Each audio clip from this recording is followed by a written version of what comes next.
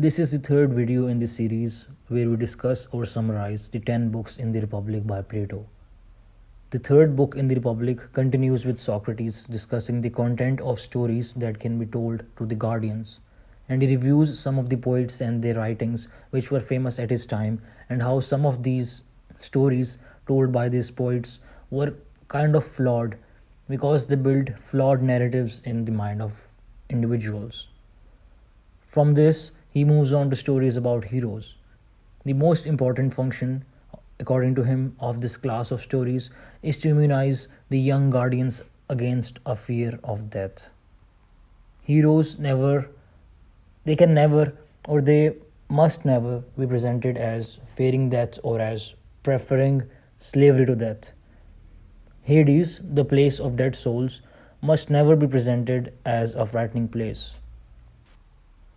Moreover, Socrates says that heroes must never be presented as lamenting famous men as if their dying were a bad thing.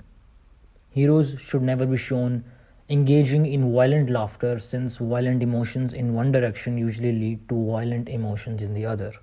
And like the gods, they must always be portrayed as honest. Now, Socrates discusses the style of stories that will be allowed. He lays out the most appropriate meter and wonders whether these stories ought to be in dramatic or in lyric form. From here, he moves on to the other arts such as painting and architecture. In all of these, as in poetry, he forbids the artists to present characters that are vicious, unrestrained, and graceless. Any characteristics besides those the guardians should emulate are excluded. Socrates then talks about the love between a man and a boy. He considered such relationships a vital part of a boy's education, and his main point here is to warn against allowing any actual sexual intercourse to contaminate these relationships. They should not involve an erotic element, he explains, but only a pure sort of love. The passage on the love between a man and a boy raises the question, what does love have to do with education? Eros, or proper love, is the emotion that motivates us to ascend to the heights of knowledge. As we will see later, true knowledge does not attach itself to the observable world around us. True knowledge instead has as its object the realm of the forms, the universal, eternal truths that only our mind can access. Although study allows us to make the intellectual leap toward this higher realm, Eros provides the emotional motivation for studying, and for Plato, all action must be motivated by some desire or emotion. The emotional motivation that sends us looking for the forms, then, is erotic love. Eros is the bridge between the physical world and the intelligible, and the motivation for the philosopher's quest. As we previously discussed in the video I made on Plato's Symposium, erotic love spurs us toward knowledge in several steps. We first love the beauty of one physical body. From there, we go on to love two physical bodies. We next move on to the love of all physical beauty, and then to a love of traditions and institutions, to beautiful studies, and finally to one supreme study, the knowledge of beauty itself. Once we have reached beauty itself, or the form of beauty, the journey is complete. We have achieved knowledge and become real philosophers. So the topic of erotic love is perfectly suited to a discussion of education, as it is necessary in the education of the philosopher. Plato forbids sexual intercourse to enter into these relationships. In the highest sort of love, which leads to knowledge of the forms, the goal is to lead the beloved to knowledge of truth and goodness. What the lover desires more than anything is to improve the soul of the beloved. Plato saw sexual intercourse as serving no useful end. Heterosexual intercourse must be tolerated because it is necessary for procreation, but homosexual intercourse, he believed, serves no end but the fulfillment of physical pleasure. Since homosexual intercourse is useless, it cannot be good or beautiful. Whatever is neither good nor beautiful should be avoided. Second, as Plato makes clear later in the Republic, the health of a man's soul is determined by the desires he aims to fulfill. A just soul is a soul that pursues the right desires. Desire for physical pleasure is not worth fulfilling. So, though the good man, the philosophical man, might have physical desires directed at his young friend, a boy, it is crucial to his virtue that he not act on these. He must not try to satisfy his lust for physical pleasure. Instead, he must transmute that erotic desire into a longing for truth and goodness, and a longing to find this truth and goodness together with his beloved. Anyway, coming back to Socrates, physical training of the guardians is the next topic. This training, Socrates warns, should resemble the sort involved in training for war rather than the sort that athletes engage in. He emphasizes how important it is to properly balance the music and poetry with physical training.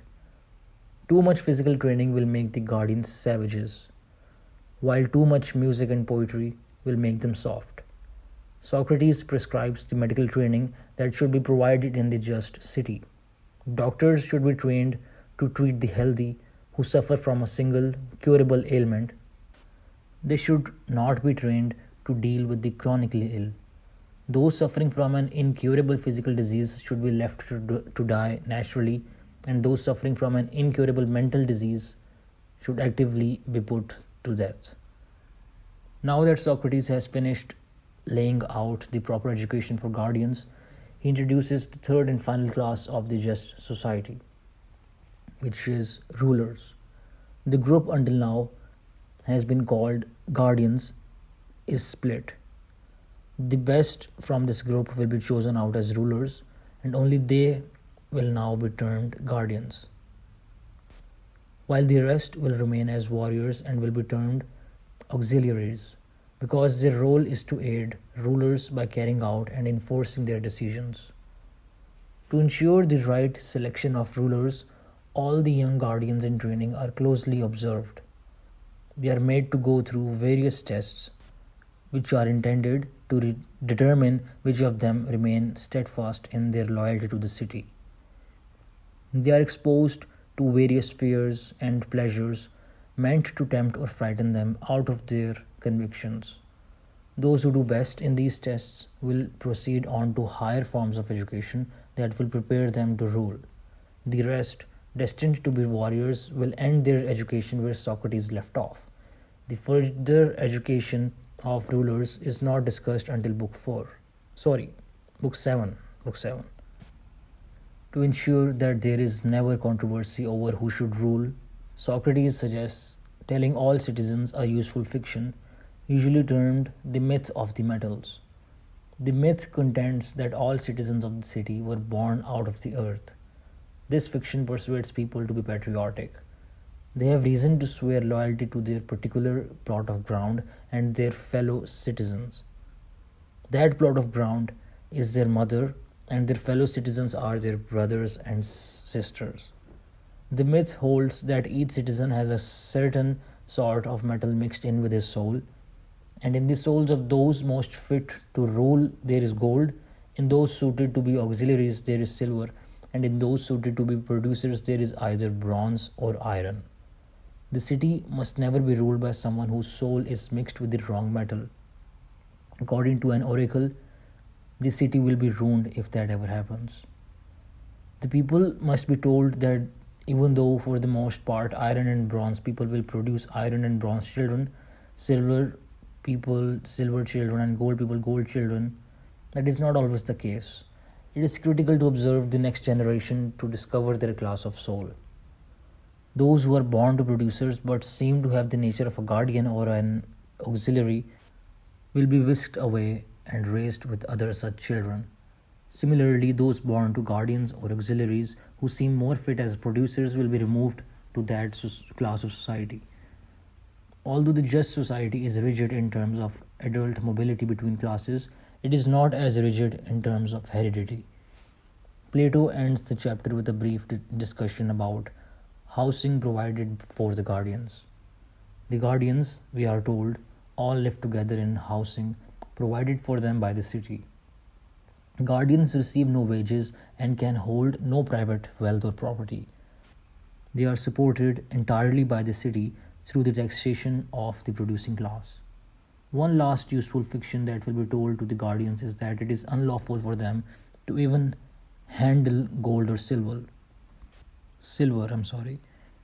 that it is impious for them to mix earthly gold and silver with the divine silver and gold in their souls. Socrates' reasoning is clear. If the rulers are permitted to acquire private property, they will inevitably abuse their power and begin to rule for their own gain rather than the good of the entire city. Now, this is where the third book in the Republic ends. If we read the text, you would want to skip some paragraphs or even pages where Socrates discusses which type of stories should they exempt from education, and he mentions several poets in this regard. But I suggest that do not skip them. Read them just for the sake of understanding the chain of thought of Socrates and the way he establishes an argument. So this is it for the third book. This is it for the video. I'll see you in the next video in which we'll talk about the fourth book in the Republic.